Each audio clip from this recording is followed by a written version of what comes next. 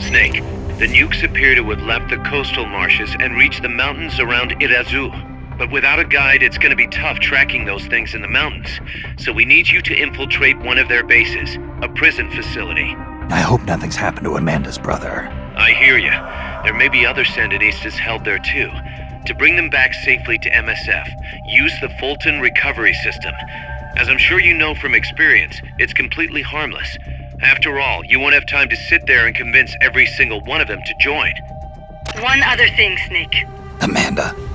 Those CIA bastards confiscated some of the houses in the village. Chico's got to be inside one of them. Houses, huh? How do I tell which ones? When they took over the houses, they installed new front doors for security purposes. The new doors are blue, with peepholes, so you can see what's inside. Blue doors. Got it. You're getting close to the end of the transport route. Good luck, Snake.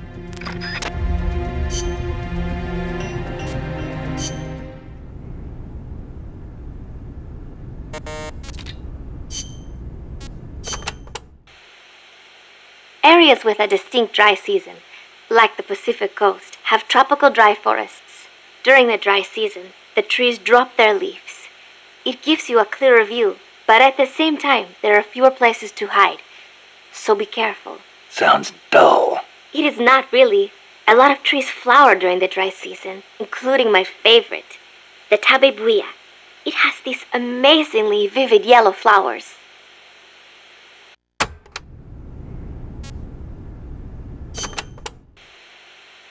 Costa Rica has several active volcanoes, Irazu being one of them. That's where Camino de Lava comes from, huh?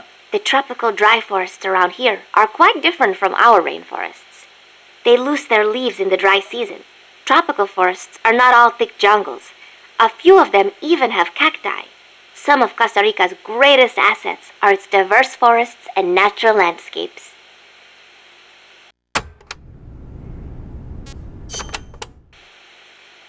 Costa Rica got its first real railroads up and running about 100 years ago. Their primary purpose was to move coffee harvested in the Central Basin to the Caribbean coast. They built railroads here 100 years ago? That's impressive. It was even more difficult than you would imagine.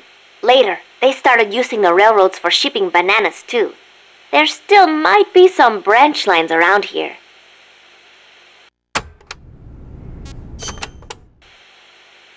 Aldea de los Despiertos means Village of the Awake. Weird name. The area is littered with coffee fields, and there is a factory nearby. The villagers are fans of coffee, so... Nah, they don't get much sleep, huh? They've got a sense of humor, all right. I cannot believe they would take over a place like this and use it as a prison. It is unforgivable for both the CIA and the thugs they employ. All the villagers wanted was to live in peace.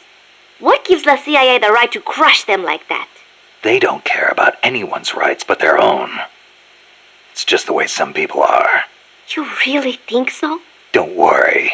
It just gives me the right to teach them a lesson.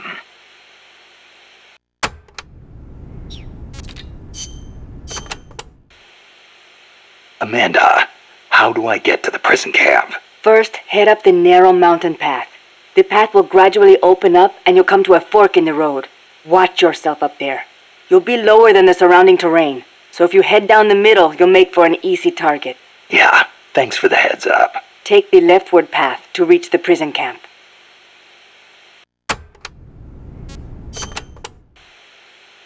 What can you tell me about the prison camp? Well, it used to be a village until they took control of it. It's a maze of paths, so watch out for soldiers on patrol. I'll be sure not to stop and say hi. Use the paths carefully, and you should be able to stay out of view. Where are they holding Chico? One of the houses, most likely. You can peek through the doors. Just press the action button when the icon appears. You could also listen to any sounds inside for clues. Good idea. Guards will still be on the move while you're looking inside. Make sure you don't get caught. And Snake. I know. I'll bring him back. Thank you. I know I can count on you.